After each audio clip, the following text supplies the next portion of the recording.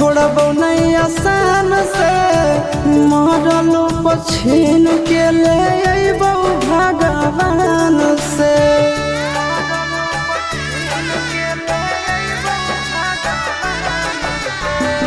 मानहियो जान से छोड़बो नहीं आसान से, मरलो पछीन के ले अइबो भगवान से।